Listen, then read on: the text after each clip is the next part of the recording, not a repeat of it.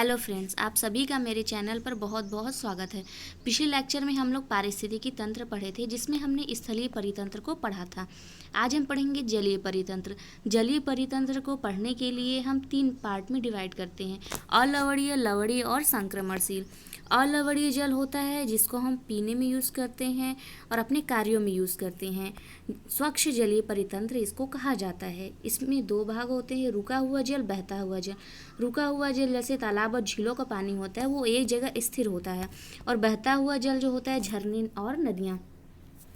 फिर हम बात करते हैं लवणीय जल, जिसको हम सागरीय जल के रूप में भी जानते हैं, क्योंकि इसमें बहुत ज़्यादा लवण पाया जाता है। और हम बात करते हैं अब संक्रमणशील में। संक्रमणशील में आते हैं आर्द्रभूमि, मैंग्रोव और ज्वारमुखी।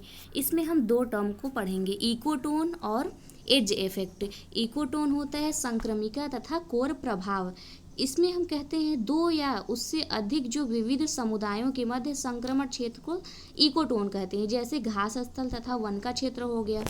और जो कोर इफेक्ट होता है, एक पारिस्थितिकी अवधारणा है जहाँ 2 परितंत्र आपस में मिलते हैं। जैसे 2 पारिस्थितिकी तंत्र है, डिफरेंट पारिस्थितिकी तंत्र है, उन दोनों का आपस में मिलना।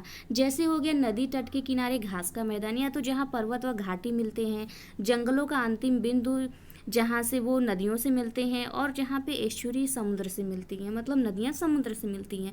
ये सब कोर इफेक्ट में आते हैं, एज इफेक्ट में आते हैं। अब हम 1 बाय 1 इसको डिस्कस करेंगे। तो हम सबसे पहले आते हैं झील पर। तो जो झील में जीव जंतु पाए जाते हैं, जो पादप पाए जाते हैं, वो पोषण स्तर के आधार पे 3 प्रकार के होते हैं: ओलिगोट्रॉपिक, मीजोट्रॉपिक और यूट्रॉपिक। ओलिगोट्रॉपिक होता है जिसमें जिस झीलों में स्वच्छ जल पाया जाता है, इसमें कम पोषक तत्व होते हैं, तो इसके अकॉर्डिंग जो वहाँ के जलीय प्राणी रहते हैं वो इसके अकॉर्डिंग रहते हैं। और जो मीजोट्रॉपिक होता है वो हल्का हरा होता है, इसमें थोड़े ज़्यादा पोषक तत्व पाए जाते हैं।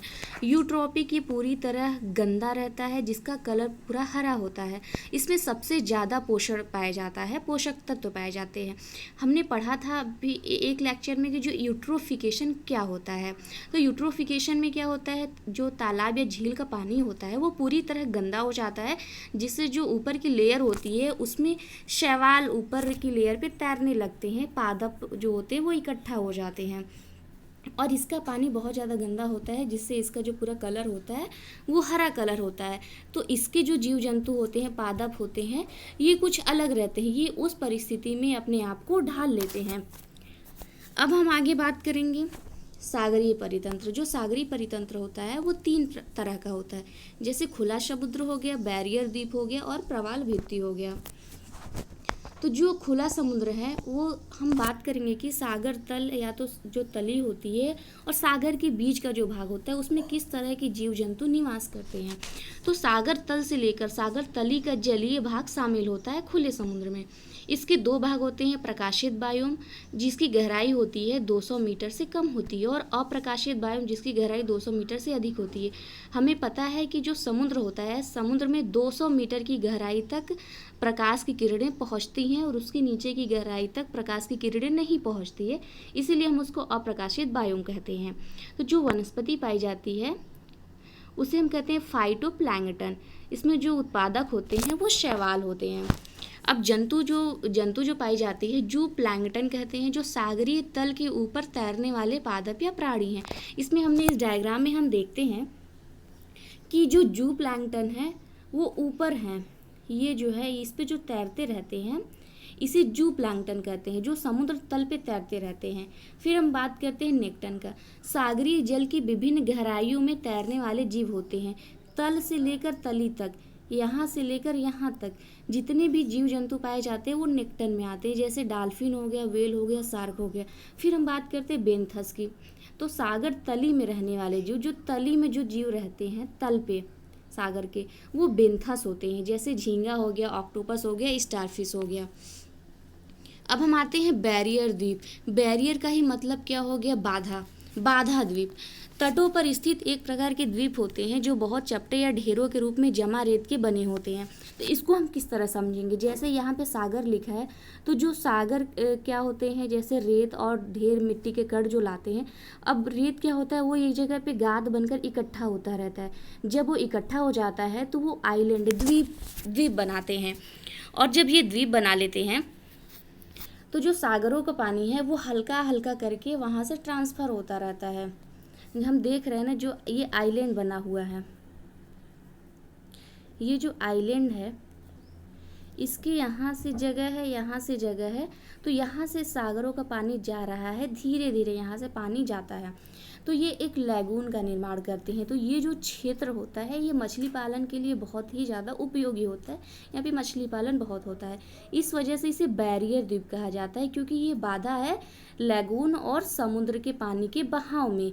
क्योंकि जो समुद्र का पानी है ये पूरी तरह से बह नहीं पा रहा है, क्योंकि यहाँ पे द्वीप आ गया है, जिससे ये एकदम हल्का हल्का सा पानी क्या हो रहा है, यहाँ पे हमेशा बहता रहता है लैगून में।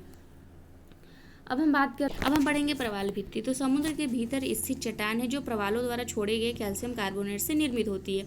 सबसे बड़ी प्रवाल भित्ति है ग्रेट बैरियर रीफ, जो कि ऑस्ट्रेलिया देश में है और ये प्रशांत महासागर में अवस्थित है। इसे जीवों का आदर्श परितंत्र कहा जाता है और इसे समुद्री वर्षा वन भी कहा जाता है। तो जो समुद्र के अंदर पाए जाते हैं प्रवाल, जो पाए जाते हैं, जब उनका डेथ हो जाता है तो जो उनकी डेड बॉडी होती है वो केवल कैल्शियम कार्बोनेट ही खाते हैं।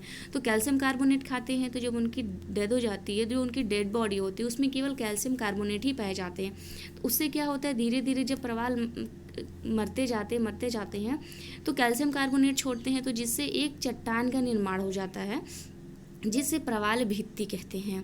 और उसी में ये प्रवाल जो होते हैं उसी में ये उनका वास स्थान होता है, उसी में ये पाए जाते हैं। अब हम पढ़ेंगे संक्रमणशील परितंत्र। हमने पढ़ा था कि जो संक्रमिका और ये जो एज इफेक्ट होता है वो क्या होता है। तो हम पढ़ेंगे 3 तरह के जो संक्रमणशील परितंत्र है, आर्द्रभूमि, मैंग्रोव और ज्वालामुखी। जो आर्द्रभूमि होता है वह जल व स्थल के मध्य का संक्रमण क्षेत्र होता है। ये पानी से संतृप्त भाग होता है, यहाँ पर हमेशा पानी रहता है, ये दलदली भूमि होती है। तो आर्द्रभूमि के संरक्षण के लिए और उसके संसाधनों के संरक्षण के लिए रामसर सम्मेलन हुआ था 1971 में, जो ईरान देश में है। इसमें 191 देशों ने पार्टिसिपेट किया था और ये 1975 में लागू हुआ था। पूरे विश्व में जो आर्द्रभूमि क्षेत्र है वो 1758 है। 2 फरवरी को हम आर्द्र दिवस के रूप में मनाते हैं। इसकी जो थीम थी 2020 की वो थी आर्द्रभूमि और जैव विविधता, और 2021 की जो इसकी थीम है आर्द्रभूमि और जल। करेंटली जो रामसर सम्मेलन में है वो 169 देश है। जैव विविधता का स्वर्ग कहा जाता है आर्द्र भूमि को। भारत में 37 आर्द्र भूमियाँ हैं। सर्वाधिक क्षेत्र वाली आर्द्र भूमि या तो सबसे बड़ी जो रामसर साइट है वो है गुजरात में कक्षका रन। कक्षका रन को हम समुद्री पार्क भी कहा जाता है। अगर हम पूछिएगा कि समुद्री पार्क कहाँ अवस्थित है तो वो है कक्षका रन में। जो दूसरा स्थान है वो है आंध्र प्रदेश का। अब हम पढ़ेंगे मैंग्रोव वन। तो मैंग्रोव वन में 2 तरह की जड़ें होती हैं, मृदा के ऊपर और नीचे। इनका इम्पॉर्टेंस क्या है, ये प्राकृतिक स्थलाकृति के रूप में जाने जाते हैं, औषधि के रूप में तट के कटाव को रोकते हैं और बाढ़ का नियंत्रण करते हैं। जो मैंग्रोव वन है हमारे देश में पश्चिम बंगाल में पाए जाते हैं, जो सुंदरवन में पाए जाते हैं। तो हमें पता है कि जो उधर समुद्र का एरिया है जहाँ पे जो गंगा और ब्रह्मपुत्र नदियाँ हैं वो डेल्टा बनाती हैं। तो जो ये मैंग्रोव वन है ये बाढ़ नहीं आने देती है, पश्चिम बंगाल में बाढ़ को आने से रोकती है, क्योंकि ये तट के कटाव को रोकती है। इस वजह से पश्चिम बंगाल में बाढ़ नहीं आता है। लेकिन वही हम केरला में देखते हैं, जो कि वो भी समुद्र का तट है केरल का, तो वहाँ पे हमेशा बाढ़ आती रहती है, क्योंकि वहाँ मैंग्रोव वन नहीं पाए जाते हैं। अब हम आते हैं ज्वारमुख पे, जिसे हम एस्चुरी कहते हैं। ये नदी का मुहाना होता है जहाँ समुद्री ज्वार नदी की धारा से मिलता है और शांत क्षेत्र का निर्माण करता है। जो भी पश्चिम की ओर बहने वाली नदियाँ हैं, जैसे नर्मदा ताप्ती नदियाँ हैं, जब ये समुद्र में मिलती हैं तो एस्चुरी का निर्माण करती हैं, क्योंकि इसमें क्या हो रहा है, नदियों का समुद्र के पानी से मिलन हो रहा है। क्योंकि समुद्र का पानी जो होता है वो खारा होता है, नदियों का पानी खारा नहीं होता है। तो ये क्या है, ये एज इफेक्ट है, संक्रमिका है। 2 अलग तरह के जो परितंत्र हैं उनका मिलन हो रहा है, तो इससे ये एस्चुरी बनाते हैं, ज्वारमुखी बनाते हैं। लेक्चर में पढ़ेंगे जैव विविधता, बायोडाइवर्सिटी। तब तक के लिए नमस्कार।